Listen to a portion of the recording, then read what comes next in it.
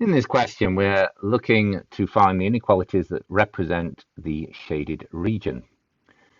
If we begin with the vertical line that crosses the x-axis when x equals 2, every point on that line has an x value equal to 2. So that is the equation of the line.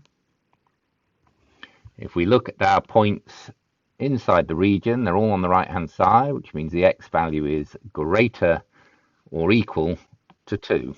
So that becomes our first inequality, x greater or equal to 2.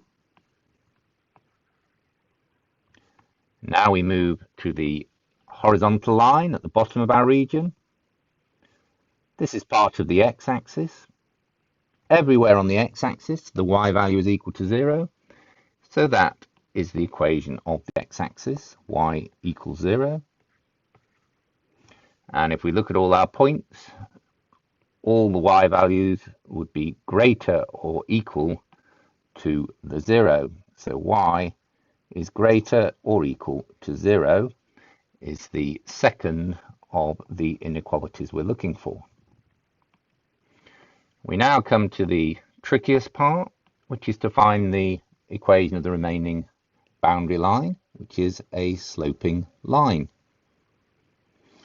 We know that the equation of a sloping line is y equals mx plus c. So we need to find the value of m and the value of c. If we begin with m, which is the gradient, we need 2 points on our line. If we take the point where the line meets the y-axis, we can easily see that is 4. And where the line meets the x-axis, that value is 6. So we can now work out the value of m, and that will be the difference in the y values. So we can see that that's 4. And then we divide that by the difference in the x values, and we can see that that is 6. The line is sloping down from left to right, so the gradient will be negative. So when we cancel that down, we have m is minus 2/3.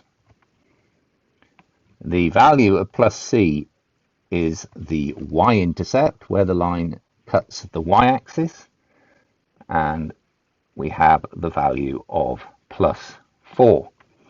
So the equation of this sloping line is y equals minus 2/3 of x plus 4.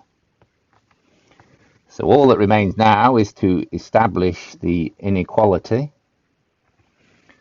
Because all the points in our region are below the sloping line, and because in our equation the y is a positive value, it means we can just say that all the y values will be less than or equal to minus 2/3 of x plus 4.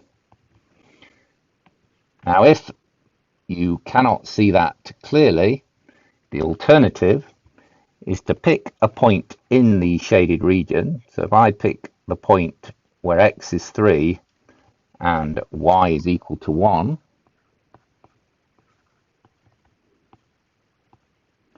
I can try the value x equals 3 in the minus 2/3 x plus 4,